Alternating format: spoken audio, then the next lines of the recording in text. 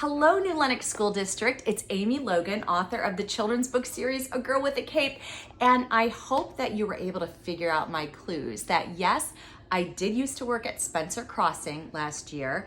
I graduated high school from Providence Catholic High School in New Lenox. My favorite restaurant is Chili's, and I have 7 published children's books. So I'm gonna read to you this one today, A Girl with a Cape and Her Jar of Pennies. So I know you guys are probably like, we're used to reading million-page books and this is a children's book. I know, but there's a lesson that you're gonna like that's in this book. And sometimes it's just nice to have a story read to us. So here we go. A Girl with a Cape and Her Jar of Pennies. This is the story, it's so very true, of a girl with a cape who's a lot like you. She's smart and she's kind and she's funny as well. I know you will like her, I can already tell. You're smiling and waiting, just read it to me. Okay, here we go. On the count of 3. 1, 2, 3. Once upon a time, there was a girl with a cape. Well, not so much a cape, but a scarf that she tied. But it felt like a cape because she felt super inside. The girl was so super, good came from her heart.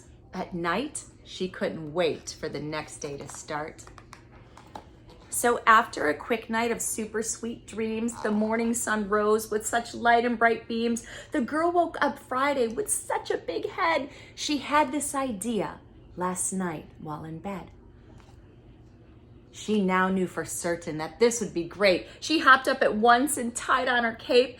Like a superhero, this girl could do more, which is why every day the scarf she wore. It was her reminder to do such good things, that when you do good, the more good it brings. She ran down the stairs. There's no time to brush teeth.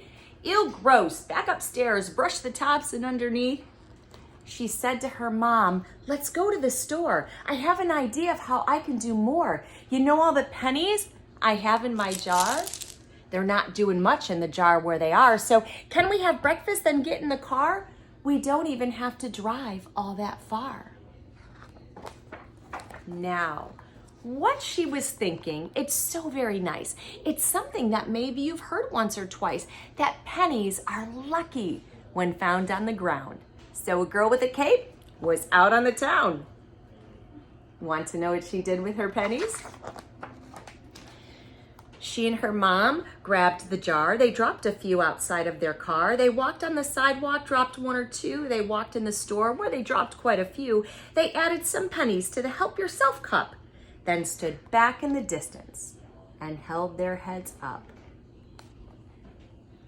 Just then, there was magic from 2 little kids who looked at the pennies and did what we did. They smiled and they gasped, look what we found. We found a penny right here on the ground. They continued to say what we all used to chant. Here's what we said, if remember you can't. Find a penny, pick it up, all day long you'll have good luck.